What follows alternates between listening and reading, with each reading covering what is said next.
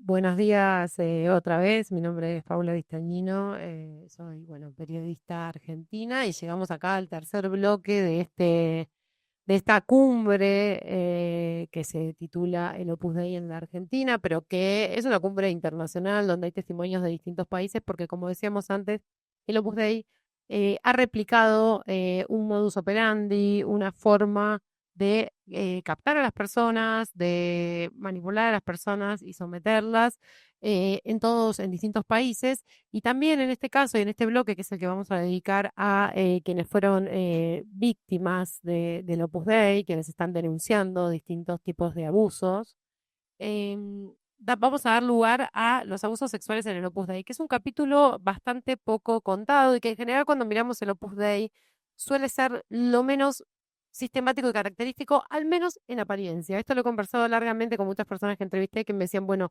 ojo con asimilar, digamos, sabemos que en la Iglesia Católica han habido muchísimas denuncias de abuso, lo hablamos hace un rato, lo hablan, son especialistas la gente de ECA y demás, pero es importante esta partecita para entrar, antes de meternos en la historia de las 43 denunciantes en la Argentina de servidumbre, hacer una pequeña partecita acerca de los abusos sexuales en el Opus Dei. En el último tiempo han salido a la luz varios casos y se han sabido, conocido historias, tanto acá en América Latina como en Europa. Sufrimos ahora también de sacerdotes trasladados por abusos. También hay abusos denunciados contra laicos, digamos, del Opus Dei, es decir, estas personas que hablábamos antes que no son religiosas, sino que son numerarios.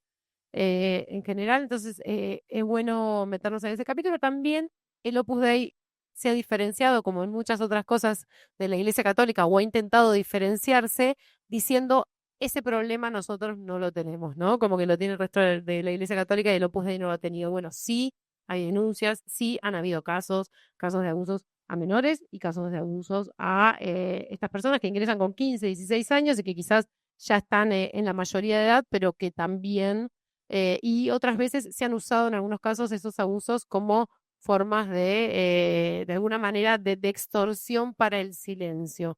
Así que es importante esto y le voy a dar la bienvenida en primer lugar, que está conectado por Zoom, creo que así es, a Juan Cuatrecasas. Juan Cuatrecasas, desde hace muchos años viene luchando por justicia en el caso del abuso de su hijo en un colegio del Opus Dei en el País Vasco, el colegio Gastueta. Es un caso que ha llegado al Vaticano, que pueden ver también el testimonio del documental que había hecho el Papa Francisco. Si Juan está en línea, le voy a dar la bienvenida. A ver si Hola Paula, ¿qué se puede tal? conectar. Hi, Buenos Juan. días, Argentina, desde una lluviosa tarde en España. Muchas gracias por estar ahora, por participar y queríamos, a propósito de esto que vengo diciendo, ¿no? De particularmente los abusos eclesiásticos en el Opus Dei, como institución de la Iglesia Católica también, y desde tu experiencia, sobre todo de la experiencia de la lucha por intentar conseguir justicia, ¿qué nos puedes decir? Bueno, pues que denunciar un caso de abusos sexuales en el Opus Dei a día de hoy en España, y entiendo que es lo que yo conozco, sigue siendo una cruzada, porque, bueno, el Opus Dei todos sabemos el poder que tiene. Si ya denunciar un caso de abusos en otras congregaciones también es complicado, en el Opus Dei es doblemente complicado, porque, bueno, debo decir que en España, por ejemplo, a nivel de judicatura, el Opus Dei está muy, muy metido, no solamente en la judicatura, también en la banca, en los consejos de administración, sigue siendo su gran baza. Nosotros denunciamos bueno, lo que nos contó nuestro hijo en mayo de 2011, y desde entonces nuestra vida cambió por completo, no ya por la gravedad que tuvo mi hijo después de los abusos, las secuelas graves que tuvo, sino porque tuvimos que cambiar de domicilio por amenazas, tuvimos que, bueno, que lidiar con un toro enorme. Y bueno, a día de hoy sí que podemos decir que la justicia nos dio la razón. Primero en la Audiencia Provincial de Vizcaya, con una sentencia condenatoria de 11 años. Después, con una rebaja cuanto menos peculiar, em, de 2 años de condena por abusos continuados cuando este señor apeló al Supremo. Debo decir que este individuo es sobrino de un político de alto rango en el Estado español. Ahí lo dejo. Coincide que en aquel tribunal que rebajó de 11 a 2 años una sentencia condenatoria, cuestión que todavía nadie entiende, porque la letra de la rebaja era totalmente absurda. Bueno, pues en el mismo tribunal no estaba uno de los que acaba de aparecer en el tribunal del fiscal general en España, pero nos consta que este señor bueno, hizo lo que hizo para que esa sentencia se rebajara. A partir de ahí, vuelvo a decir lo mismo. ¿Por qué hay menos denuncias en el Opus Dei que en el resto? Bueno, pues porque la gente tiene miedo. Y es lógico que tenga miedo, porque denunciar a un individuo del Opus Dei se convierte en una denuncia general del Opus Dei. Así lo tratan ellos.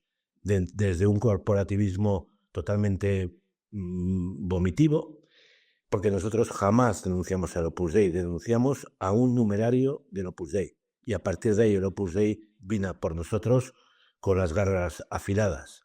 El Opus Dei no tiene vergüenza, el Opus Dei mantiene, y se lo dijo el portavoz del Opus Dei en el País Vasco a nuestra abogada, mantiene que es que en sus filas ellos no pueden reconocer que tienen pederastas.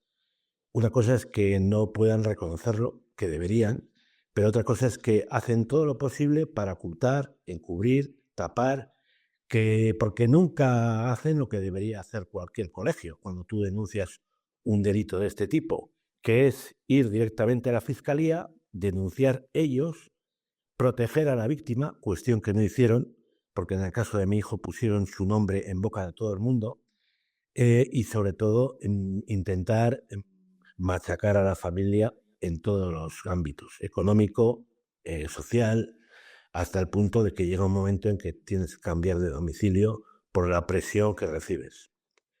El Opus Dei, yo no voy a decir que sea una secta, porque es algo muy recurrente decir que es una secta. Lo que sí voy a decir es que es una organización lesiva que tiene muchas víctimas, y no solamente de poder y conciencia, sino también sexuales. De hecho, acaba de salir otro caso en España de un colegio de Guipúzcoa, el colegio Erain, en donde un chico, bueno, un señor ya, ha denunciado que sufrió abusos por parte de un sacerdote del Opus Dei en este colegio. Yo he hablado con él, conozco la historia, sé lo que hizo el Opus Dei con este individuo, a pesar de que ahora diga que lo reconoce. Fue enviarlo a Zaragoza a una biblioteca vinculada al Opus Dei para que ejerciera de bibliotecario a la sombra de la gente. Siempre hacen lo mismo, también el resto de congregaciones lo han hecho, pero la diferencia es que hay algunas congregaciones que ahora se han animado a denunciar. Es decir, voy a hablar claramente, jesuitas, maristas, claretianos, cuando ahora ven un caso de denuncia, o sea, un caso de pederastia en sus filas, apartan al individuo, lo denuncian, y eso está ocurriendo ya en España.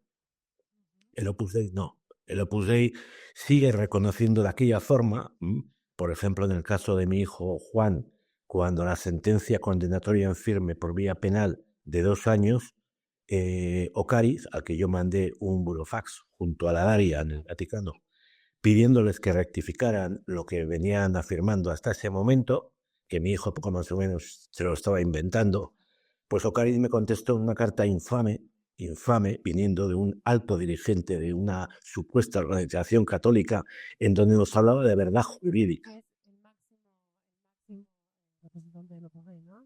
Sí, sí.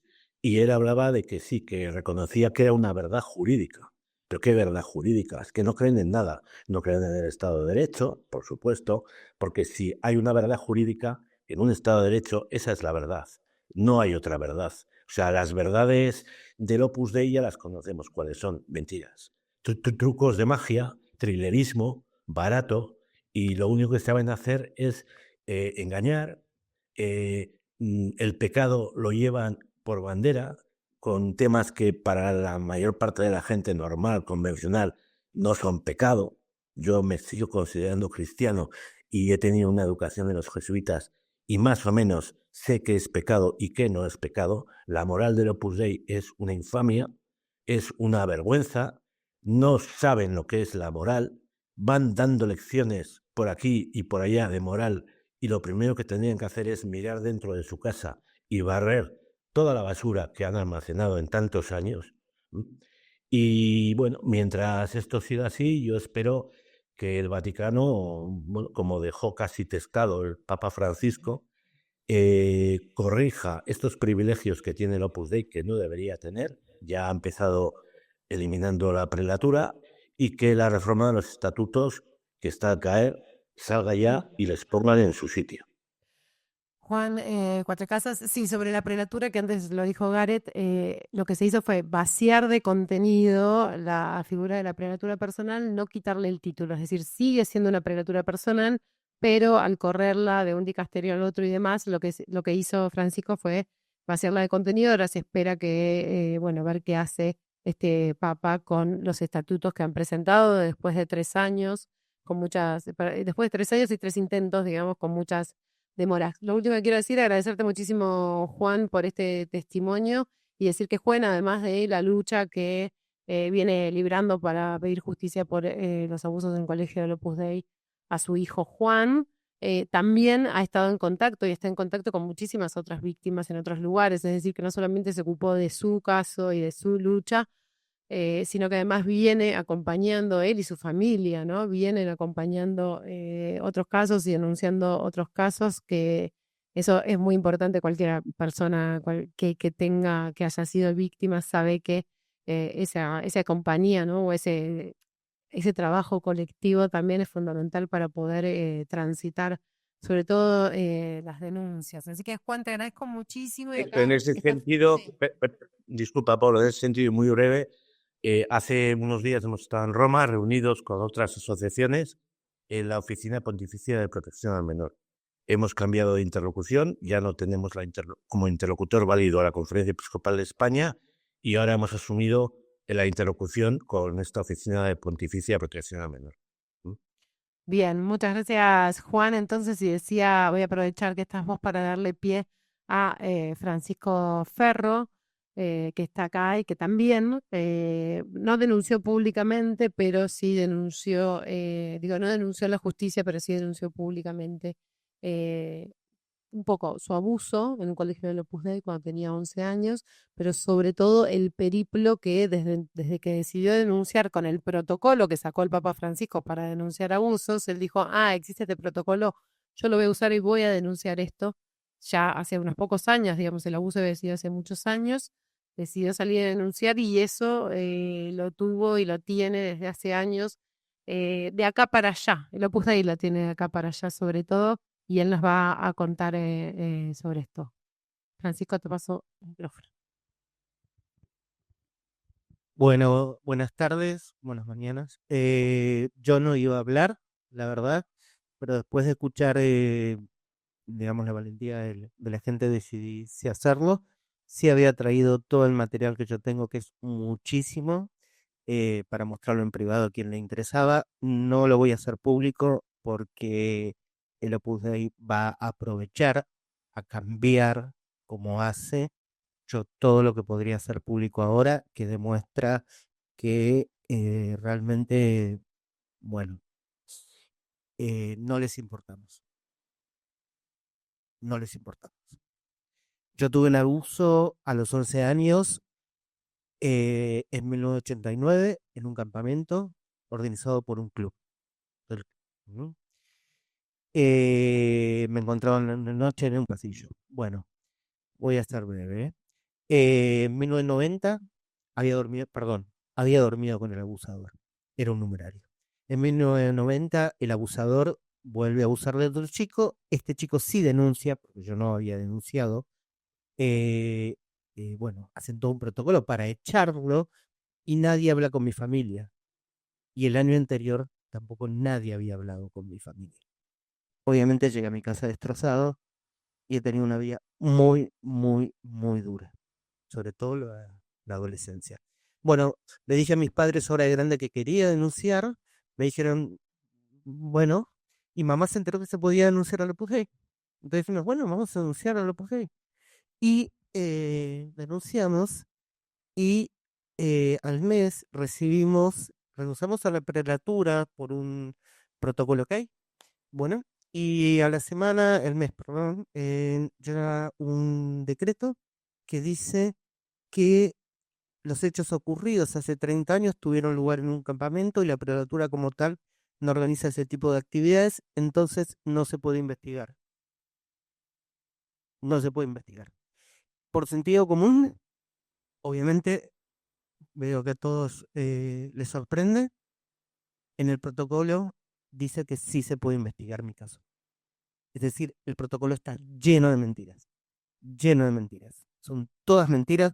Y bueno, agradezco a Paula, porque ella hizo pública mi denuncia, me acompañó y 2 días después de hacer pública mi denuncia de encubrimiento durante 34 años, el Opus Dei, para taparla, admitió que tenía 8 abusadores en la Argentina. Obviamente no dijo qué va a hacer con ellos, ni mucho menos.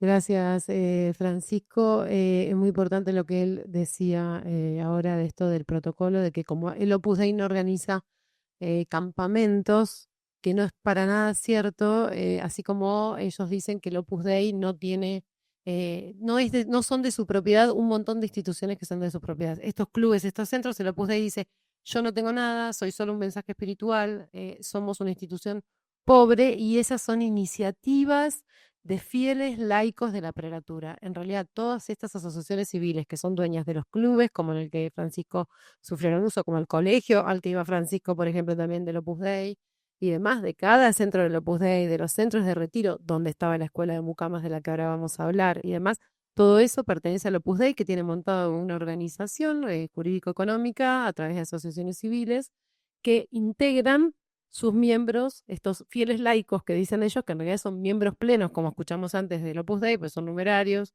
y numerarias a los que les hacen formar parte de las comisiones directivas de esas instituciones en general. Entonces el Opus Dei decide formar colegios y nombra a esas personas. Cuando alguien quiere ir al Opus Dei y pedir una responsabilidad, lo que hace es encontrarse con asociaciones civiles donde llega como máximo a un numerario o a una numeraria que está en un cargo en la asociación civil, pero no llega nunca a esa cúpula del Opus Dei que en la Argentina en este momento está siendo formalmente acusada por esta causa de trata y servidumbre, y que tiene a 43 protagonistas, 43 mujeres, un número que quedó como, nada, muy simbólico, ¿no? Hoy todo el mundo dice, bueno, las 43 de Argentina, y efectivamente es un número que es muchísimo, muchísimo que 43 mujeres juntas de forma colectiva hayan hecho este proceso, que iniciaron ellas charlándose, buscándose, hace ya casi 15 años, empezaron 13 años a buscarse, que hicieron este proceso de maduración también y procesar lo que les había pasado y lo que habían vivido. Primero creían que era solamente una cuestión de que no tenían aportes para jubilarse, y después detrás de no tener aportes para jubilarse era que no habían tenido salario, y después era que habían trabajado 12, 13, 14, 15 horas por día, y después era que habían perdido sus vínculos familiares y afectivos, que no descansaban, que dormían en tabla, lo que escuchamos antes, que tenían la obligación de flagelarse, que eran trasladadas entre países. Digo, todo esto que empieza a aparecer y que es un relato muy sistemático, el plan, digamos, para hacer esto del Opus Dei, de parte del Opus Dei, y es muy el relato muy sistémico porque cada una de ellas prácticamente puede empezar a contar cómo entró el Opus Dei y la otra puede seguir diciendo cómo adentro entró en esta especie de plano inclinado que dice el Opus Dei, que es ese paso a paso por el que te hacen ingresar, cómo le dijeron que tenía vocación divina para servir y para ninguna otra cosa, porque además las incorporaban en una categoría que es la de numerarios auxiliares,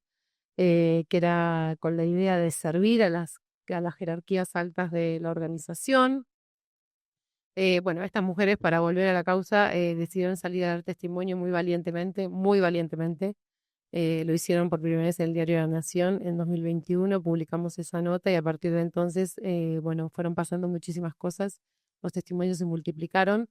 Hay muchas más mujeres en la Argentina que han pasado y que algunas todavía viven en centros del Opus Dei y siguen siendo numerarias auxiliares, pero además la denuncia en Argentina no solo le generó el Opus Dei el mayor problema que tienen hoy en día y la causa más grave que han tenido, la denuncia más grave que han tenido, sino que empezó a despertar otros testimonios en otros países del mundo que hoy hay en muchos lugares de América Latina, hoy vamos a escuchar algunos. Por supuesto también en España, antes hablábamos con Mónica Terribas, en el Minuto Heroico pueden encontrar varios testimonios de numerarias y de numerarias auxiliares también, va a haber una de esas numerarias auxiliares también hoy acá acompañándonos. Pero lo que decía es, y que me parece importante, es yo arranqué porque yo ya estaba publicando sobre el Opus Dei, ellas se acercaron a mí y yo cuando se acercaron a mí dije, ¿cómo yo me olvidé de esto? Porque cuando yo era chica en Bellavista, en la década del 80, provincia de Buenos Aires, partido de San Miguel, había una escuela de mucamas del Opus Dei. Y todos y todas sabíamos que en Bellavista había una escuela de mucamas del Opus Dei. Y sabíamos que había chicas de 13, 14, 15, 16, porque eran 3 años esa escuela, de lugares en general alejados, en la mayoría, gran mayoría de los casos, muy alejados de la ciudad de Buenos Aires. Tuve una tía que trabajó en esa escuela y que me dijo, son chicas como vos, pero muy pobres, que, del interior fue la frase, o sea, no sé, 500 kilómetros de la capital de tal provincia, que van nada, que les dan la oportunidad, ella creía eso en ese momento, no me voy a extender con la experiencia de mi tía, pero que les dan la oportunidad para formarse como mucamas profesionales. Es decir, yo sabía esto y no fue lo primero lo que llegué y lo puse. Y cuando llegó dije, está bien, no sabía toda la historia, ¿no? Creía que era simplemente una cuestión clasista que el Opus Dei hacía y bueno, y con ellas y con sus relatos y testimonios fui descubriendo todo este mundo que también fuimos documentando y fuimos sistematizando y que hoy forma parte de esta causa judicial. Quienes están sentadas acá son Mónica Zambrano, Mónica es de Santa Fe, Claudia Carrero, Claudia es de Ramallo, provincia de Buenos Aires, y Tita Villamayor, Visitación Villamayor, que es de Paraguay. Son 3 historias que de alguna manera pueden complementar este sistema. Y ellas ingresaron, bueno, de distintas maneras. Voy a hacer yo el resumen. Mónica fue a esta escuela de mucamas de Bellavista que se llamaba Instituto de Capacitación Integral en Estudios Domésticos, inscripto en el Estado argentino. Claudia fue también a ese Instituto de Capacitación Integral en Estudios Domésticos. Tita, en Paraguay, como a muchas otras, les prometieron una escuela en Buenos Aires, ¿no? Y con un permiso que les hacían firmar a sus padres, primero la buscaron para el Opus Dei, la trajeron a Buenos Aires y ella se la pasó todos los años, que ahora va a decir cuántos fueron, esperando que empezara la escuela. Porque eso hicieron con varias mujeres que trajeron de Paraguay, a las que directamente las llevaron a trabajar. Les prometieron la escuela, pero una vez que llegaban acá, no las llevaban a la escuela. Creo que el relato de Tita de estar esperando todos los días que empezara la escuela durante años es de los relatos que todos me han conmovido, son todos muy fuertes, pero ha pasado de todo. Voy a empezar con Mónica, ya que Mónica está acá cerca mío, para que nos cuentes, Mónica, bueno, ¿cómo conociste vos, cómo entraste al Opus Dei, resumidamente, y si puedes destacar lo que quieras destacar de eso. Bueno, yo no soy de Santa Fe, de una familia muy pobre, éramos varios hermanos. Lo que sí teníamos, lo que recalco siempre, mi mamá le enseñó mucho a la Virgen y a Dios. Creo que eso fue el puntapié para ello, para poder captarnos a nosotros. Y bueno, yo tengo una hermana adentro, eh, pero no hablo de ese tema con ella, de este tema con ella ni nada, porque no quiere saber nada. Y ahí me dijeron que vaya a un curso de 10 días a Lices. Estuve 10 días y ahí me dijeron si quería volver a hacer el colegio, que iba a tener una salida laboral. Como mi familia era muy pobre, yo quería salir adelante, dije que sí. Y bueno, ahí fui a Lices ese mismo año, en el 92, en Bellavista. Sí, a la escuela de Bellavista. ¿Qué pasó? ¿Qué pasó cuando llegaste a esa escuela? ¿Cómo era esa escuela? ¿Qué hacían en la escuela? ¿Qué aprendían en la escuela? ¿Y cómo entraste al Opus Dei en la escuela? ¿A qué edad llegaste a la escuela? A los 15. Ahí trabajábamos mucho. Era muy cansador porque teníamos que correr todo el tiempo, era una limpieza para otra, todo era con tiempo. Teníamos toda una cartelera llena, donde cada chica tenía que fijarse en qué limpieza le tocaba y era correr después, porque después del desayuno ya empezábamos a correr y hasta un momento nos pusieron una clase con el sacerdote a las 11:30 de la mañana, que teníamos que correr para llegar a esa clase también, porque si no nos ponían nota y nos ponían falta, todo, como si fuera una materia más y no tenías que hacer una materia. Después llegamos, después de comer, trabajamos de nuevo y ahí corríamos para ir al colegio. Íbamos al colegio, estábamos hasta cerca de las 6. Después de ahí salíamos, teníamos que correr a cambiarnos de nuevo para estar en los trabajos. Seguíamos trabajando hasta la hora de la cena. La cena era todo en media hora y después seguí trabajando después de la cena y teníamos lo que le decían la tertulia y después a las 10 tenían que estar las luces apagadas. No podíamos hablar y si hablábamos, porque era el momento también donde uno podía hablar más, porque todo el tiempo trabajábamos, nos hacían callar. Iba una numeraria haciéndonos callar por las habitaciones. Me gustaría quizás que Claudia, ahora vamos a ir a cómo Claudia llegó también a esa escuela. Claudia estuvo muchos años y fue alumna de esa escuela, ingresó como numeraria auxiliar del Opus Dei, que es este proceso en el que una vez que están en la escuela empiezan a hablarles de su vocación divina para servir en la obra. Pero me gustaría, Claudia, ahora que digas qué se aprendía en la escuela. En el medio de esta jornada en la que se levantaban a las 6 de la mañana, trabajaban. ¿Qué se aprendía en la escuela? ¿De qué se trataban las materias de la escuela? ¿Qué les enseñaban? Digo porque fuiste estudiante, fuiste instructora. Sí, en la escuela se aprendían materias sobre el trabajo, ¿sí? Una se llamaba ciencias del trabajo, prácticas de taller, se le daban clases de cocina. También teníamos algunas otras materias como matemática, lengua e historia. Y a veces íbamos, como cuenta Mónica, era demasiado el trabajo, llegamos al aula y nos dormíamos del cansancio. Había una señora, me acuerdo, muy mayor, que era de la obra, que se acercaba y nos mandaba al baño a lavarnos detrás de la oreja para seguir en la clase más despierta. Pero es así. Yo hace poco le entregué a Paula una carpeta donde me hicieron escribir mi horario de trabajo. Era mi tercer año de lices de la escuela esta y me impresionó porque comentando con otra de las 43, decía limpiar las habitaciones nuestras de 9 de la noche a 10 de la noche. O sea que en mi época íbamos a dormir mucho más tarde. Era así. Y está firmado ese papel por la directora de ese momento de la escuela. O sea, cómo me evaluaron. Me gustaría contar que dentro de esta escuela que está en Bella Vista, cuando ellas dicen limpiábamos todo el día, ¿qué era lo que limpiaban, no? Porque uno se pregunta, dice, ¿qué era lo que tenían tanto que limpiar y cocinar, limpiar y cocinar? Claudia, por ejemplo, llegó a esa escuela en 1980, con 14 años. A los 13 habían ido a su casa en Ramallo a buscarla por un contacto de una supernumeraria y demás, como se suele hacer en estos casos, y llegó ahí en 1 de enero, ¿no? El 3 de enero, para empezar la escuela. La escuela empezaba en marzo, por supuesto, ¿no? Pero la citaron el 3 de enero. Llegaste, contanos primero cómo te buscaron en tu casa y después cuando te ofrecieron la escuela y después ese día que llegaste.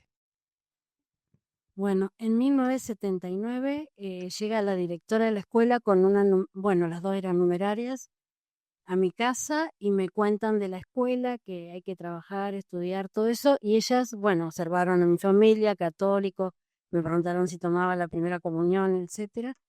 Y ahí me entregaron una estampa de José María Escrivá de Balaguer, que en ese momento era siervo de Dios.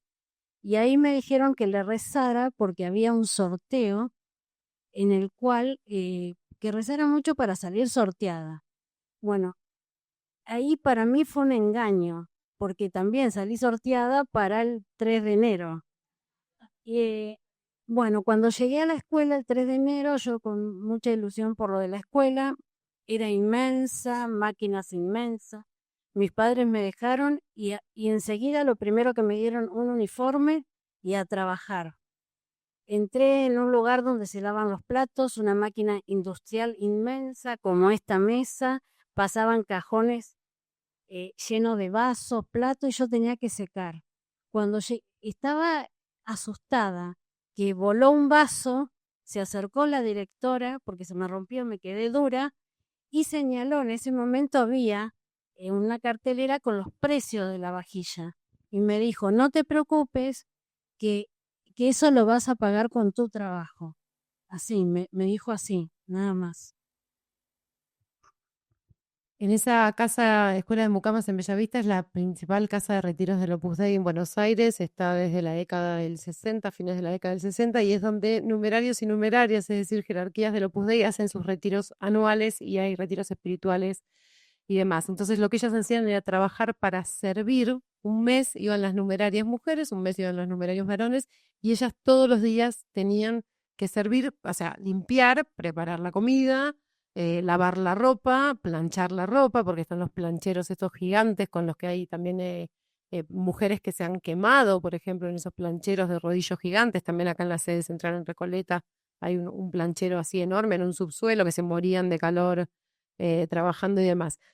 Hay un montón de cosas para contar. Quiero pasar a Tita que nos cuente su experiencia, porque es la experiencia de un montón de otras también mujeres de las 43 y de otras que no están en el grupo de las 43 porque no forman parte de esta causa, que es la experiencia de muchas mujeres que el Opus Dei, acá en la Argentina lo hicieron sobre todo buscando en el litoral y el norte del país a mujeres y en países limítrofes. En México lo hicieron buscando en otros países de Centroamérica. Así que Tita nos cuente también, Tita, ¿a qué edad entraste? ¿Cuánto tiempo estuviste y cómo fue esto de la promesa de la escuela que nunca llegó? Bueno, a mí me contactaron a través de una numeraria auxiliar más grande que ya era del barrio, del pueblo mío. Yo soy de Paraguay, antes que todo, ¿no? Entonces, ella fue a hablar conmigo y con mi mamá. Después vino mi papá, le contamos la historia, era grandioso, me parecía espectacular porque yo quería estudiar y no había forma, porque vengo de una familia numerosa y pobre, entonces no había esa posibilidad para mí. Y justo cayeron ellos y bueno, me vino como anillo al dedo. Así que arranqué de una, dije que sí, que quería ir. Y dijeron, en 15 días volvemos y ahí vamos, vení con nosotros. Listo. Me quedé, me preparé, feliz de la vida.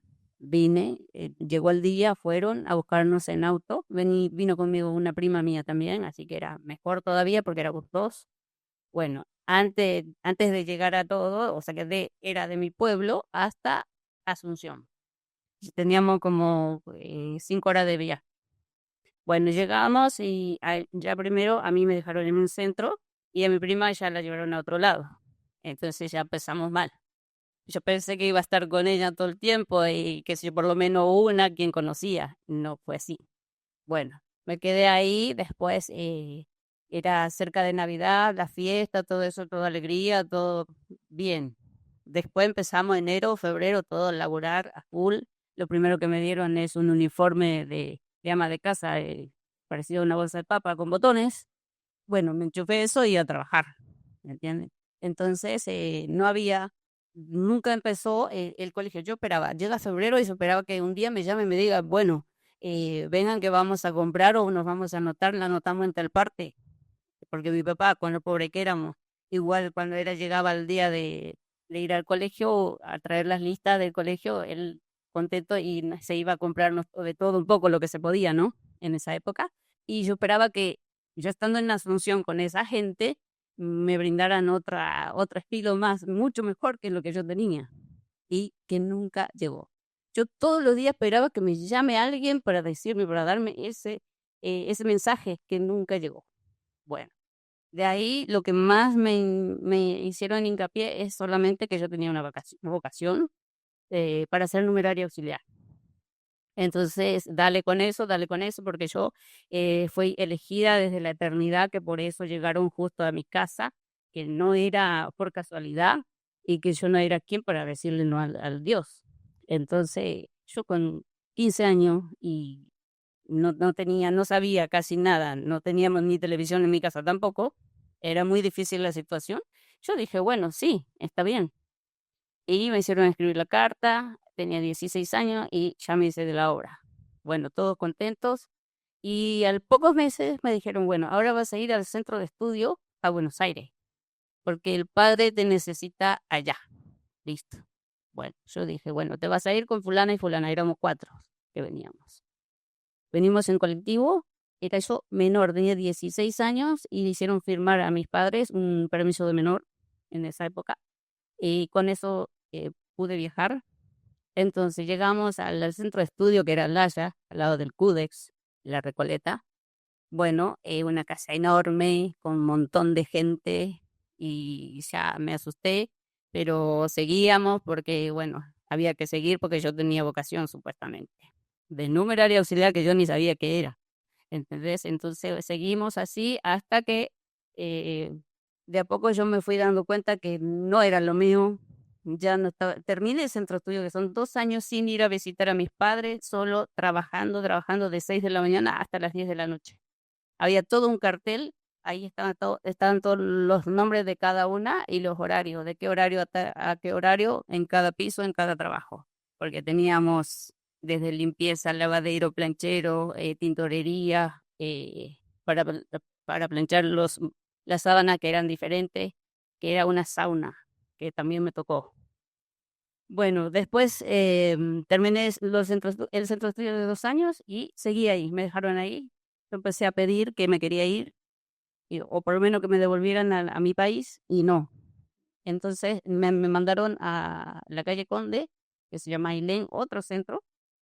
Entonces fui a trabajar ahí unos años más, seguía pidiendo que yo me quería ir, nada. Entonces de ahí no pudieron más y me enviaron a Córdoba, como diciendo que se deje de romper.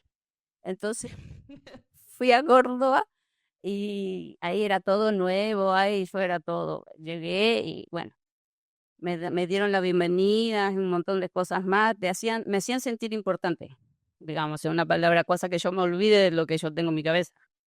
Bueno, entonces estuve ahí un tiempo trabajando, éramos 4 nada más. Yo me fui de donde éramos 60. Y ahí sí que había que, otra vez, no llegamos a terminar con la ropa, nos quedábamos a la noche, de 11 a 12 de la noche a planchar, porque no llegábamos. Bueno, era peor todavía. Me estoy yendo de mal a peor. Entonces seguía, ahí adelgacé un montón y pedía, entonces me devolvieron al Haya. De aquí a todo esto ya pasaron 5 o 6 años. Y a todo esto, yo como era menor, yo estaba ilegal. Yo tenía documento de acá. Y yo trabajando a full cual rata por su suelo de la administración del Budes. Así que bueno, de ahí entonces, ahí me volví un poquito. Cuando de Córdoba quería venir tanto, me devolvieron otra vez al Laya. Y por un secreto, ya era el fin, por suerte. En Laya, como éramos muchas, no se iban a dar cuenta que yo me fui. Entonces, de ahí, de donde éramos 4, era obvio que se iban a dar cuenta, iban a preguntar y qué pasó y tal. Bueno, me volví a Laya, estuve como 6 meses más, porque yo pedí para salir 4 años por lo menos. Y no podía, no lograba. Bueno, en ese entonces me devolvieron ahí, estuve un tiempito más y de ahí ya decidí. Yo dije, un día, ya me dieron para escribir la carta, para pedir la dispensa al padre, porque yo ya había hecho la fidelidad. Entonces, está todo, espera que te responda, porque no puedes ir, no puedes ir. Un día me cansé y le dije, yo este sábado me tengo que ir. Ya tengo a dónde irme y si pierdo eso, no sé qué voy a hacer. Pero yo me tengo que ir, así que si la carta le digan después, si les sirve, guárdenlo ustedes, pero a mí no me va a servir. Listo. Entonces, llegó el sábado, el día anterior me dieron una valija para que haga mis cosas, para mi valija, mi maleta, y preparé. Al día siguiente me dijeron, Primero me hicieron limpiar otra vez. Al levantar tenía que ir a limpiar, la primera hora tenía que ir a limpiar. De 6 a 7 había que ir a pasar a limpiar rapidito. Después, mientras las demás se van todo a misa y hacer la oración y a misa, ahí yo me tenía que escapar para que nadie me viera. También estaba ese secreto, estaba todo pensado. Entonces me dijeron, mientras las chicas, las demás estamos todos en misa, baja tu valija y te vas. Bueno, pero como yo no tenía llave de la casa donde vivía, necesitaba, entonces me dijeron, espere acá. Me fui a buscar la valija, me esperaron en el ascensor, me abrieron la puerta y ahí recién me pude ir. Pero todo esto me olvidé de una parte que no les conté, que yo me di cuenta que yo me quería ir, porque venían unas amigas mías a visitarme y yo ahí me cayó la ficha de que esas chicas sí eran libres y yo no era libre, porque esas chicas sí eran común y corriente y yo no. A mí me decían que yo era una persona común y corriente y no tenía nada que ver, nada de eso, nada de común y corriente. Entonces ahí yo me di cuenta. Ellas me traían chocolates y me invitaban a salir a tomar un helado, por ejemplo, un sábado. Y yo nada. Después me dijeron, llega la fiesta, ¿te vas a visitar a tus padres? Y no. Y para Navidad y para Año Nuevo, no. ¿Y cuándo te vas? Y no sé, tengo que preguntar. ¿De preguntar a quién?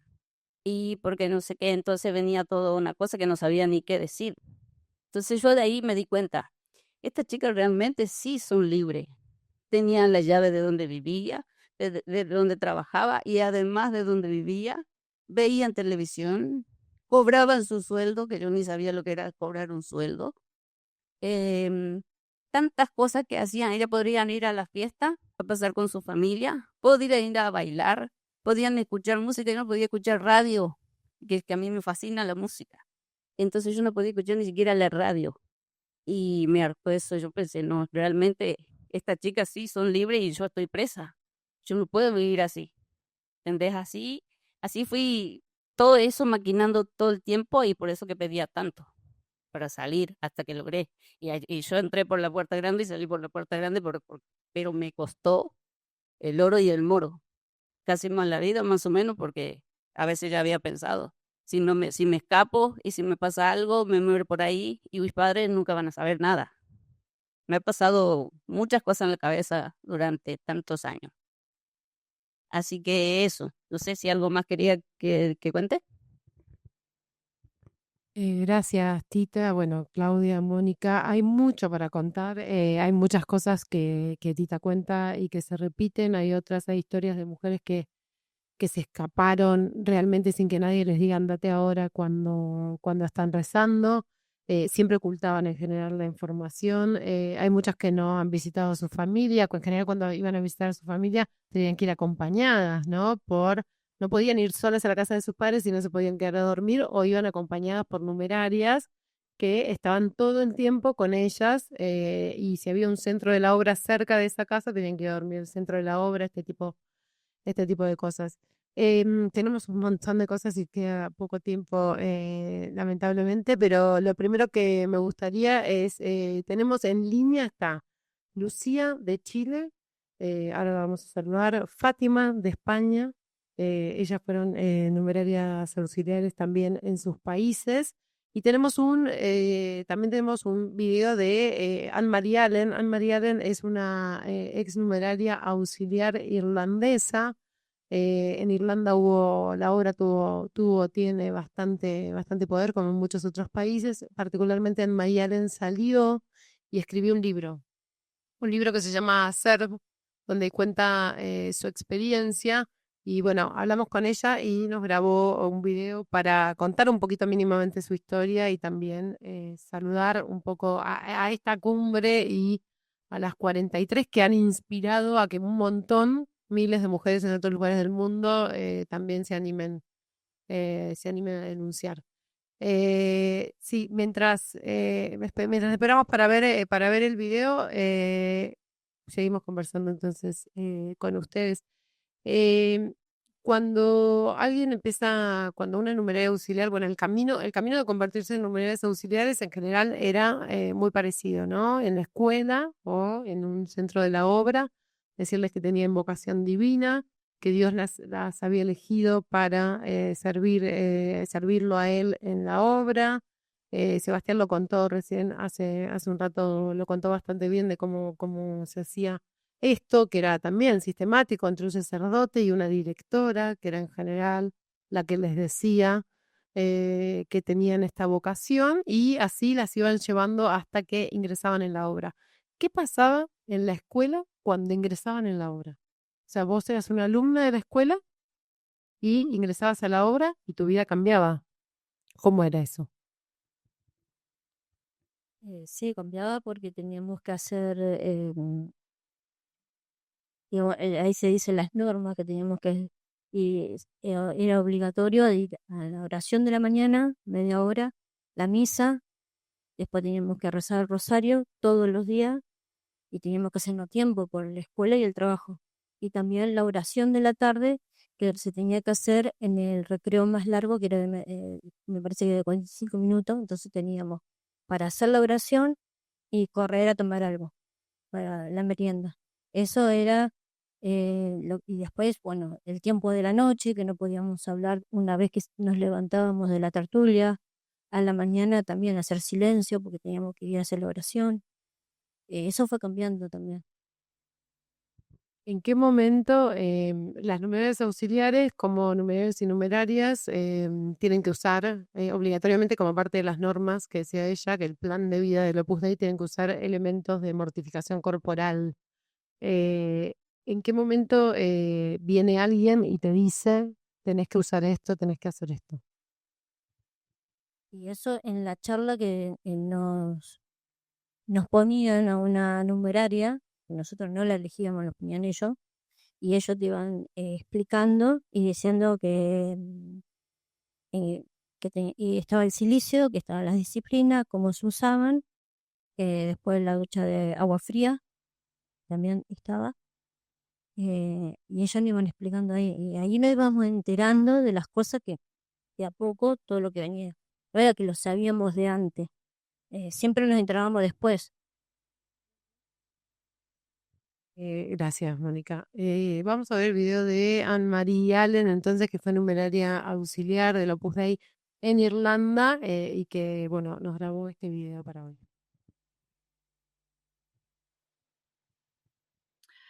My name is Anne-Marie Allen.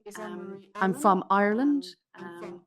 And I came in contact with Opus Dei at the age of 15 when my parents decided to send me to a hospitality school to get a certificate in hospitality. This school was run by Opus Dei, and it was in the west of Ireland, in Ireland, in County Galway. There, I was promised. My parents were promised that by Opus Dei, by the members of Opus Dei, that at the conclusion of the course, that I would receive a certificate in hospitality, and that I would get a job. Now, Ireland, in those times, a lot of people were emigrating, so this was a real, very attractive to my parents that I would get a job, because many of my classmates and friends were going to leave Ireland. So they went. I was sent there to do this course. My parents thought I was going to be safe. They thought I was going to receive an education, and they thought the people that were running the school were kind and caring and responsible. What happened was the opposite. I was targeted for recruitment immediately. I was a vulnerable teenager. I was very idealistic. I wanted a better life. And these women, these members of Opus Dei, they were well educated, they were dressed well, they spoke well, and I was very taken by them. That was part of the grooming process. So very, very quickly they got in, they told me that I was lovely, that I was a hard worker, and that I would do very well. And we were assigned tutors to help us with our studies. But these tutors,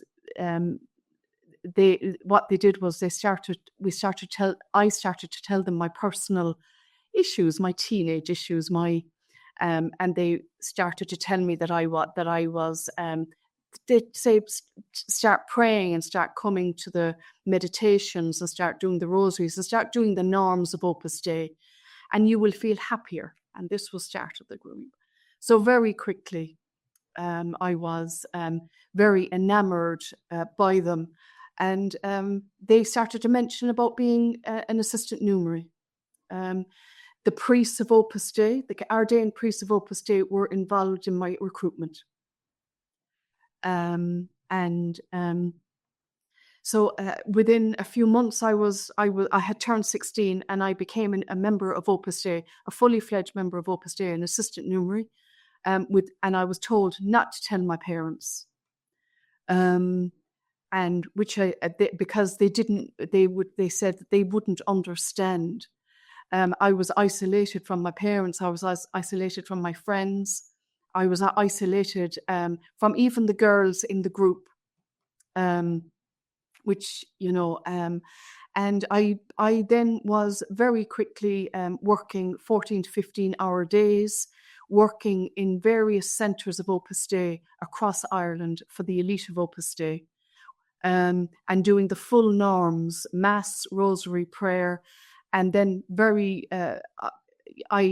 then mortification was introduced. And at 16 years of age, I was instructed and I was told and I was ordered to wear a chain and whip myself, to wear a chain every day for 2 hours and to whip myself. They were very nice to me initially, but once I became an assistant numerary, the numeraries turned, they turned very cold, and they didn't treat me very well. I was fraternally corrected constantly. My behavior was judged, and I actually became sick only a few weeks into being an assistant numerary, but I had to continuously work and so on. So I grew very unhappy. I got very unwell. I started to suffer with depression. But my father, he fought very hard to get me out, and eventually he did. But the aftermath, the 20 years after leaving Opus Dei, were hell. But I came to the other side. I witnessed many young girls, young children like myself, living the same experience as me as assistant numeraries. But I couldn't be their friend. We were told we couldn't be friends. So that was my experience within Opus Dei. And after Opus Dei, I wrote my book Serve, My Last Years at the Heart of Ireland's Opus Dei, to bring awareness to the life of the assistant numerary. I think the world needs to know about it. I think the assistant numeraries across the world, including the 43 in Argentina, that I can confirm that everything that they have experienced is true. Everything that they have stated is true, because it mirrors my own experience. So I want to thank them for that.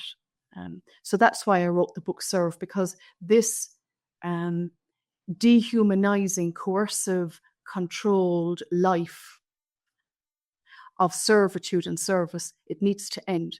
Opus Dei, the moderator of Opus Dei, needs to do the Christian thing and acknowledge the hurt and pain he has imposed on every single one of us, whether we were there for a short period or whether we were there for a long period. So the Christian thing, he needs to do the Christian thing and admit what has happened to us and make compensation and make reparation for it.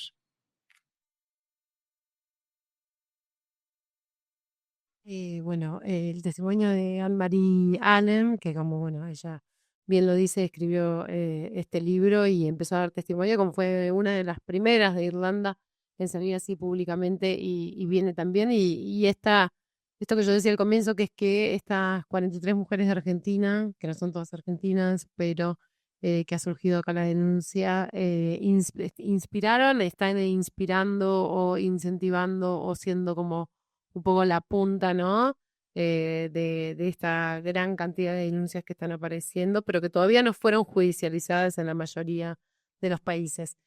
Tenemos en línea y les voy a pedir, ahí las voy a presentar, Fátima Navarro. Fátima Navarro es española, está en el documental El Minuto Heroico, estuvo de los 14 a los 34 años como numeraria auxiliar.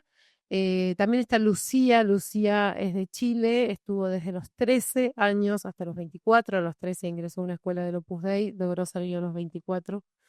Y después está Alicia Varillas es de El Salvador, fue numeraria, entró a los 14 años y medio como numeraria, estuvo 23 años adentro del Opus Dei, y Alicia le tocó, porque las numerarias en general dirigen a las numerarias auxiliares, entonces le tocó ser directora en Centroamérica de numerarias auxiliares. Lo que me gustaría, además de darle la bienvenida a las tres, voy a ir de a una, es que den un mensaje desde su experiencia, quizás para lo que viene pasando y venimos escuchando en esta cumbre. No hay mucho tiempo para contar todas las historias personales, pero respecto de lo que dijeron Tita, lo que dijo Claudia, lo que dijo Mónica, lo que escuchamos recién de Anne-Marie, ¿qué es lo que agregarían a esto y qué fue lo particular de sus historias? Además de, bueno, si quieren un mensaje para las 43, voy a empezar por Fátima, que está en España, si es posible.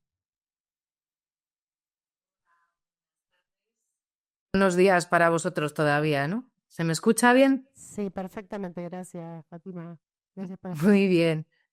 Bueno, lo primero, un abrazo enorme a Claudia y compañía, que ahora no me acuerdo bien de los nombres, pero bueno, que estáis haciendo una labor increíble y de verdad sois unas mujeres tan valientes y un ejemplo para todas las que hemos pasado por esta institución tan abusiva, ¿no? Yo no me quería alargar porque mi historia es totalmente paralela a las que habéis contado, ¿no? Pité porque me hablaron de que Dios me llamaba, que iba a ser como una madre de familia, que iba a cuidar a mi familia, que era el Opus Dei. Me estuvieron insistiendo hasta que por fin tomé la decisión. Dije, bueno, si Dios me llama, ¿quién soy yo para decir que no, no?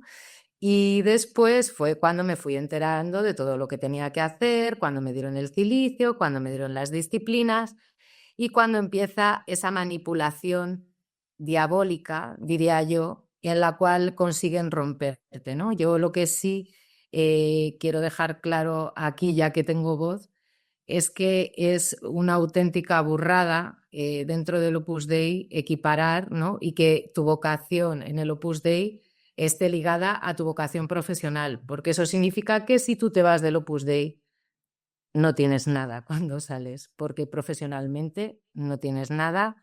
Si has cotizado, a lo mejor te queda algo de paro, que tampoco, porque en España, como funcionamos con régimen de empleada de hogar, pues tampoco cuando te ibas de allí tenías derecho a cobrar nada. Y luego lo que sí que creo que es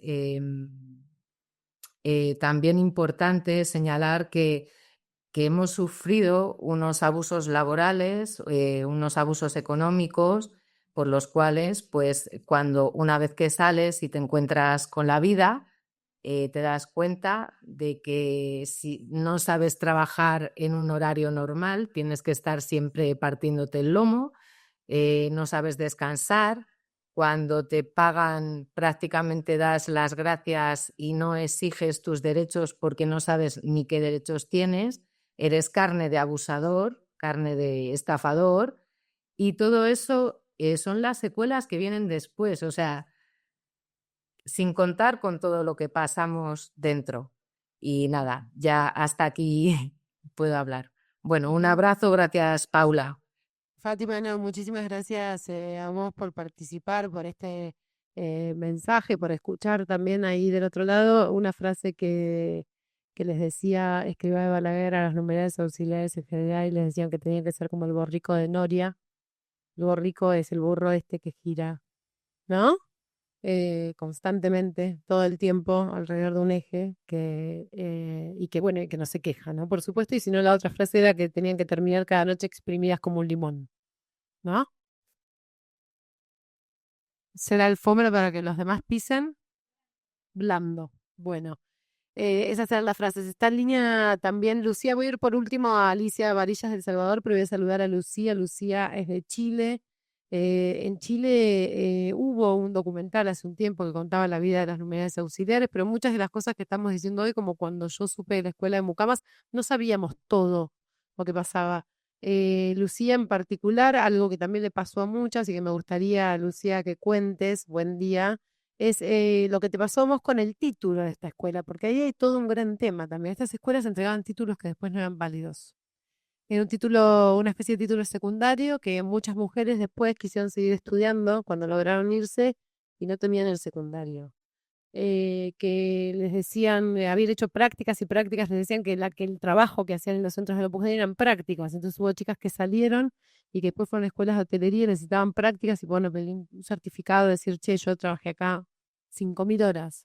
No hay ningún certificado de nada.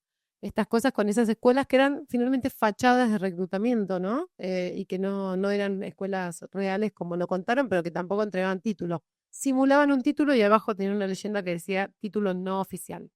En la Argentina al menos esto fue hasta que en la década del 90, por eso cambia el nombre. Acá tengo un folleto del Instituto de Servicios para Empresas. Hasta que en la década del 90, con el cambio de la ley de educación, los obligan a incorporarse y entonces empiezan a entregar títulos. No igual los certificados de las prácticas, pero durante mucho tiempo entregaron títulos truchos. Básicamente esto pasó acá y pasó en muchos otros países. Así que Lucía, contá, si querés tu experiencia, bienvenida, muchas gracias. Y si querés contanos, estuviste desde los 13 años, ingresaste a la escuela y saliste del Opus Dei a los 24. Tardes. Muchas gracias, Paula. Muchas gracias a todos. Mis agradecimientos a ECA por permitirme apoyar personalmente en esta oportunidad a las 43, porque son quienes nos representan a miles de personas en todo el mundo. Quiero manifestar que efectivamente lo que tú dices, Paula, es verdad. Yo realicé mis estudios, incluso terminé mi primaria, hice mi enseñanza media y como el anexo de Fontanar, que éramos en ese entonces la escuela de Antuyanca, ya en Chile, éramos un anexo de Fontanar. Y nuestro estudio era sobre hotelería, gastronomía, hogar. Se me entregó un título con el cual jamás pude ejercer fuera del Opus Dei. Cuando yo me retiré a mis 24 años, comencé a trabajar en el ámbito de ventas, que fue lo primero que se me presentó. Se me dio la posibilidad de trabajar en atención al público, por lo tanto, inmediatamente no me di cuenta que mi título no era válido. Pasó el tiempo y cuando yo quise adentrarme, una vez que ya estaba fuera del Opus Dei, adentrarme en lo que era mi estudio, al presentar mi título, ¿ya? Mi título que está aquí. Mi título dice Colegio Particular Gratuito Fontanar. Dice técnico en hotelería y hogar. Lo presenté en el hospital de la comuna en la cual resido para poder comenzar a trabajar ahí, en el área de alimentación. Me mencionaron que no tenía un reconocimiento válido por el Ministerio de Educación de Chile. Eso me limitó un montón. Durante toda mi vida tuve que desempeñarme en trabajos con pagas muy, muy precarias, muchas veces con un sueldo mínimo, lo que me dificultó mucho sacar adelante a mi familia, a mi hijo, ¿ya? Durante los 4 años, desde los 4 años de mi hijo que yo quedé sola con él, en adelante, sacarlo adelante fue un desafío. Al salir del Opus Dei, al principio, cuando yo había salido al principio a los 24 años, fue muy difícil emprender y lograr conseguir trabajo por esto, pero eso se fue repercutiendo en toda mi experiencia laboral y profesional. Nunca logré tener una estabilidad económica nunca logré poder tener vacaciones, las tenía que vender constantemente para poder sacar adelante proyectos familiares y de mi hogar. Ujú. Lucía, te agradecemos muchísimo esto que contás. Lo del título que ya dice, como les conté antes, es algo que ha pasado y que hay relatos en todos, como el doble engaño, ¿no? Había un primer engaño que era venir a una escuela que te vamos a enseñar un oficio y estudiar. El segundo engaño era te estamos dando un título, aunque la formación prácticamente no había sido como de colegio, sino sobre todo centrada en el trabajo y trabajaban más que lo que podían estudiar. Y después era darles un título que no era válido, ¿no? En la actualidad los títulos fueron incorporados en la enseñanza oficial, pero bueno, esto que cuenta Lucía es lo que pasó a muchas generaciones. Pensemos que esta escuela oficialmente instalada está desde el 72 en Bellavista y cerró en 2015, ¿no? Entonces la mitad de ese tiempo entregaron estos títulos falsos y después entregaron, bueno, estos títulos que cuando además querían seguir estudiando, después le decían, ¿para qué vas a estudiar si sos numerario auxiliar y tu trabajo es este? Entonces, ¿por qué querrías ir a estudiar? Entonces no les permitían a muchas que querían. Em, Está también Raquel Ixcoy. Raquel es de Guatemala. En Guatemala no hay muchos testimonios de numerarios auxiliares, sin embargo en Guatemala hubo muchas mujeres que fueron captadas por el Opus Dei para ser numerarios auxiliares y en muchos casos se las llevaba o se las trasladaba entre países. México fue el país, es el principal país del Opus Dei fuera de España, en la región. Siempre tuvo muchos centros, tuvo 5 escuelas de mucamas que empezaron a cerrar cuando surgió esta denuncia en la Argentina, 5 escuelas de mucamas enormes en distintos lugares. Y México, como necesitaba de muchísimas numerarias auxiliares porque tenía muchos miembros del Opus Dei, tiene todavía muchos menos, pero tiene. Pero digo, hablo de las décadas del 80, del 90, de esa época en la que Claudia, por ejemplo, cuando entró, dice que en los veranos había algunas dormían en el pasillo porque eran tantas las vocaciones de numerarios auxiliares que lograban tener, que había muchos numerarios en Buenos Aires en la década del 80 y 90, entonces las casas de numerarios estaban llenas, necesitaban muchas mujeres para trabajar. Y bueno, lo que mencionaba Tita de los subsuelos es en la sede central de Recoleta. Laya es la residencia de mucamas. Pueden buscar Laya en el diccionario, en fijarse qué significa la palabra Laya, que es el nombre de la residencia de mucamas. Los invito a hacer esa búsqueda. Es un edificio que está atrás de la sede principal del Opus Dei en la Argentina. El edificio principal, pueden pasar por la puerta y lo van a ver. Y van a ver un edificio que tiene las ventanas casi tapiadas, que tiene una especie de mármol finito color beige a 1 centímetro, 2 centímetros del vidrio, que solo permite ver como por un filo un poquito para afuera, no permite que ellas sean vistas, no permite que ellas miren. Solo veían de refilón el cementerio de la Recoleta, si no me equivoco, ¿no? Por el filo de las ventanas. Digo, porque Tita habló del Haya y habló de los subsuelos, porque en el subsuelo estaba, por ejemplo, el planchero, con temperaturas en verano, con rodillos, que muchas veces eran gigantes, que ellas no los podían manejar de a una, para planchar sábanas, sotanas. Ellas planchaban toda la ropa de todas las personas, la ropa de cama, la ropa de cada miembro del Opus Dei, bordaban en las prendas de los miembros del Opus Dei, porque todo va a un lavadero común, el nombre y las iniciales de cada miembro del Opus Dei. En general los numerarios no hacen, las numerarias en general muchas a veces tienen que trabajar con ellas o dirigirlas. Los numerarios, he hablado con exnumerarios que me dicen, yo no me preparé un café en 25 años, no herví un huevo duro, no entraban a la cocina. Y por el subsuelo se cerraban las puertas entre la residencia de mucamas y la residencia principal de hombres del Opus Dei, con doble puerta, doble llave para que nadie pudiera pasar. Entonces esos subsuelos es donde muchas veces ellas trabajaban. Hasta las 11, 12 de la noche se quedaban trabajando en los subsuelos de esta sede central de Recoleta, que también la pueden googlear y donde hay muchas reuniones muy interesantes, académicas y a veces políticas también, y han pasado varios funcionarios y presidentes por ese lugar porque siempre son invitados. Así que bueno, está Raquel, para escucharla un poquito. Raquel, ¿cómo estás? ¿Nos escuchás? Raquel es de Guatemala. Y me gustaría que contara por ella lo que me contó. Hemos charlado ya hace un tiempo largo y hoy le volví a preguntar. Y que el Opus Dei la empezó a buscar cuando tenía 6 años y entró finalmente, me dijo, bueno, lo tengo en el celular, creo que entró a los 12 o 13 años al Opus Dei. A ver, Raquel, ¿cómo estás? Buen día para todos. ¿Me escuchan? Sí, perfectamente, gracias. Primero les agradezco a las 43 que gracias a ella estoy frente a esta cámara y a los que nos ven. De lo contrario, no podría estar contando mi experiencia, no podría estar disfrutando de esta felicidad, de la libertad que hemos tenido. ¿Y por qué ellas? Porque a raíz de ellas he podido ir compartiendo mi experiencia y por lo tanto procurar vivir sin resentimiento, ¿no? Porque entiendo muy bien que las personas que nos hicieron daño o que nos llevaron a la institución no tenían esa intención. Esto viene, como ya sabemos muy bien, eh, de alguien que supuestamente viene de Dios y obviamente al final nosotros nos damos cuenta que es muy humano, ¿no?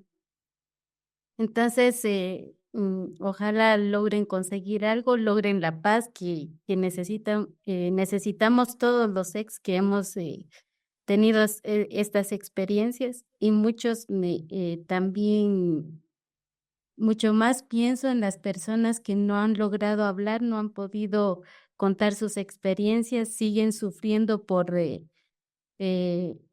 no logran contar esto, ¿no? Porque es muy doloroso, porque siguen con resentimientos, porque han sufrido. Todos hemos sufrido de igual manera, pero todos lo llevamos de distinta manera. Luego, con respecto ¿De qué edad, a qué edad estuviste en el Opus con Dei? respecto a mi experiencia, es que a los 6 años todavía no había iniciado los estudios, ¿no? De nivel primario ni nada, ¿no? Porque en mi cultura no teníamos esa preparación de antes de la primaria de nada, entonces no conocía yo nada de colegio o algo. Y un sacerdote de la obra me habló, un sacerdote numerario me habló de la escuela hotelera en la que inculcó en mí el deseo de aprender a preparar galletas y pasteles. A raíz de esto me fue hablando de la escuela durante los próximos, 8 años, hasta los 15 años que logré logré, por decir algo, ¿no? Llegué a la escuela y soy la última hija de 10 hermanos, solo somos 2 mujeres. En nuestra cultura la mujer es muy importante por la cultura machista, ¿no? Porque las mujeres debemos de servirles a los hombres. Y en nuestro caso, como somos indígenas, debemos servirles a los ladinos o a los mestizos. Entonces estábamos como educados para trabajar, para servir. Por lo tanto, cuando llegué a la escuela, supongo que ya todas vulnerables con esto, ¿no? De que debíamos obedecer a las autoridades. Inmediatamente yo llegué en noviembre del 2002 a Convivencia, supuestamente para seguir mis estudios de nivel medio. Eh, Obviamente ya creo que ya esto ya lo quiero dejar de un lado, ¿no? Que parte de mi familia, bueno, uno de los miembros de mi familia pertenece a la institución. Gracias a él, supuestamente logré una plaza en la escuela que supuestamente era muy codiciado y no todos podían aplicar. Entonces, pero la mala suerte para mí, por decir algo, que ya querían que pitara justo el mes que llegué. Ya O querían sea, que hiciera la literal, ¿no? oración, Que te hicieras de la ajá, obra que te convirtió que en numeral hiciera, auxiliar ajá, al mes. ni siquiera al mes, porque a la semana de que yo había llegado, porque según ellos yo había, me había empapado del espíritu de la obra, se suponía, ¿no? Pero yo no sabía nada del Opus Dei, ni del fundador, ni nada, ¿no? Solo veía las estampas, pero nunca me llamó la atención. Eh, Hasta hoy en día yo del fundador nunca recibí un favor, ¿no? Después de haberle rezado por horas, estampas y todo, y nunca recibí un favor, ni de nadie de la institución. Entonces, mm, no conocía nada del Opus Dei, ignoraba todo lo que suponía eso, solo estuve trabajando. Y para mi desgracia, al segundo mes ya, bueno, al mes de ser alumna, tuve mi primer accidente, lo cual hizo que mi familia se distanciara, no quisiera que estuviera ahí. Pero aquí Se es donde quemó, viene, Raquel, corregime si no, Raquel se quemó, ella era muy chiquita y se tenía que manejar una olla a vapor enorme y se quemó con esa olla a vapor todo el brazo y si no recuerdo mal no te habían mandado al médico, ¿no? aquí tengo todavía la cicatriz, se ve muy poco, pero me cubrió toda esta parte de la quemadura con el vapor, ¿no? Y ese accidente, por lo cual no me atendieron en ningún momento, mi familia se ocupó de ello, eh, de toda la curación, ¿no? Ya se me estaba pudriendo, lo cual a mis hermanos no les pareció, pero eh, me vuelvo al inicio de cuando ingresé, ya inicia la manipulación psicológica, ¿no?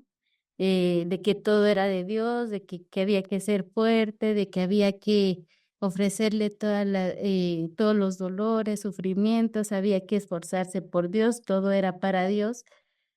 Entonces, mm, ya yo había acogido todos esos consejos o esa formación, ¿no? Entonces, cuando ya tuve el accidente y ya tenía que ofrecerle a Dios ese dolor, no debía quejarme.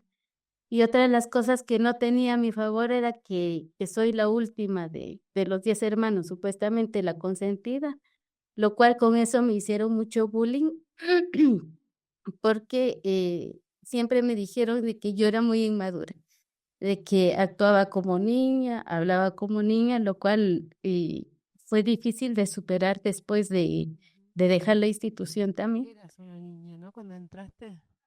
Claro, Pero a esta estabas edad toda tenía esperando que los yo ser papás. grande, ¿no? Como Sí. todas las demás teníamos que ser Ujú. responsables, ¿no? Sí, Raquel, Entonces, sí, nos quedamos sin tiempo prácticamente, pero te agradecemos infinitamente que hayas estado acá, que tengas también la valentía de dar testimonio de Guatemala.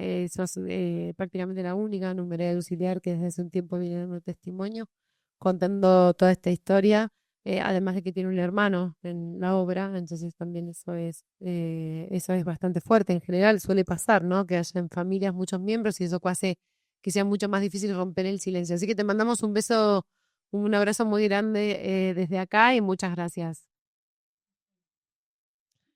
Y después de Raquel Excoy nos vamos al último testimonio que, bueno, en este video de hacer como una foto internacional, ¿no? Se fueron sumando.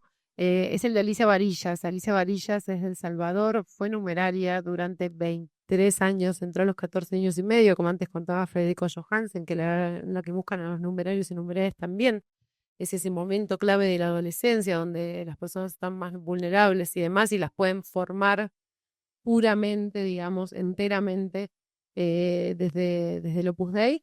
Y Alicia nos interesaba que estuviera, es muy interesante escucharla siempre, pero además ella conoce cómo se formaba y movían a las novedades auxiliares en Centroamérica en particular. ¿Cómo estás, Alicia? Gracias.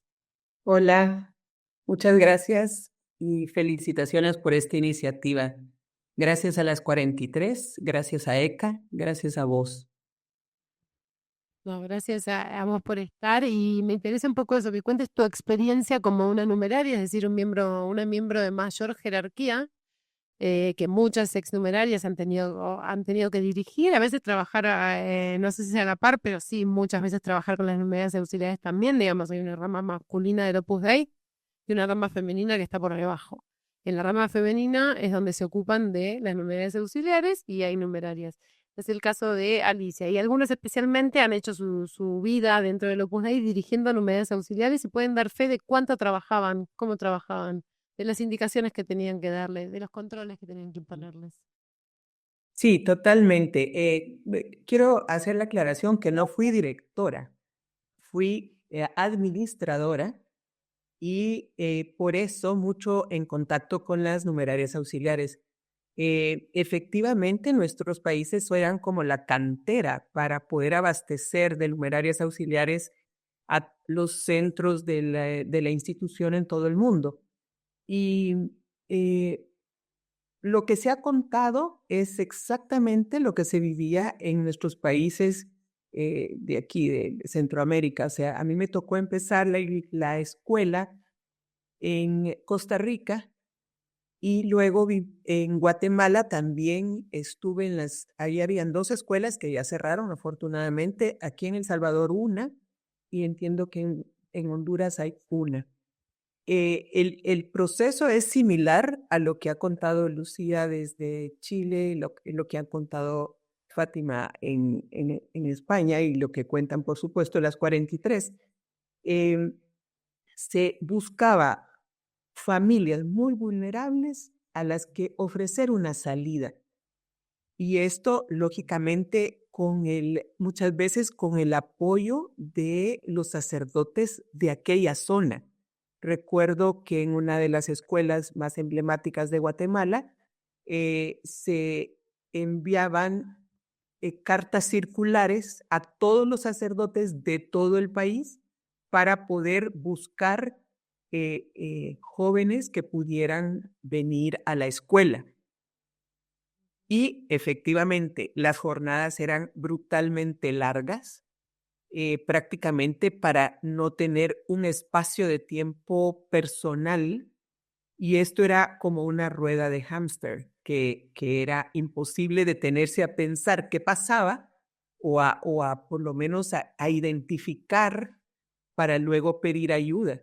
Esto se ha vivido en toda mi experiencia en estos países, se ha vivido de forma igual. Alicia, te agradecemos muchísimo esta participación. Bueno, nos quedamos sin tiempo, hemos hablado un montón. Gracias por estar todos y todas acá. Bueno, hay muchas cosas para leer, hay muchas cosas para escuchar. Los testimonios están circulando en muchos lugares, no solo en los medios de comunicación, sino que hay muchos ex de distintos países que están reunidos y que hacen Zooms y se juntan y hacen tertulias, perdón que las llame tertulias, que era el único momento que les daban para charlar en sus jornadas del Opus Dei, se llamaba tertulia, era ahora pueden hablar y tampoco era que podían hablar de cualquier cosa.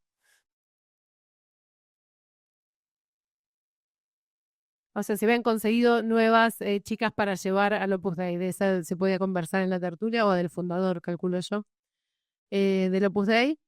Bueno, fue una jornada larguísima, pero la verdad es que muy agradecida de esta iniciativa de ECA, de que estos testimonios tengan visibilidad, como decía, circulan por muchos lugares, pero reunirlos acá, reunirlos con una organización que respalda estos testimonios, con las protagonistas de esta causa, con el abogado de esta causa, con otros colegas de otros países que también se han dedicado a investigar el Opus Dei, que no es sencillo, digamos, como toda institución de poder y oculta, no es sencillo atravesar los muros de esta institución como de otros, así que muchísimas gracias por mi parte y le doy el cierre a Sergio Salinas de ECA.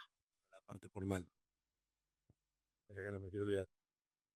Me he anotado para decir claramente, primero gracias a los que están aquí, los que están online.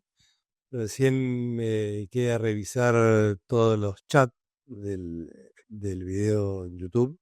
Los chats, hay mucha gente, me anoté países que intervenían en Brasil, en Inglaterra, en Estados Unidos, en Chile, en España, Irlanda, Guatemala, muchos países que en diferentes idiomas, aparte me costaba leer, entender lo que estaban viviendo y todos repetían exactamente lo mismo.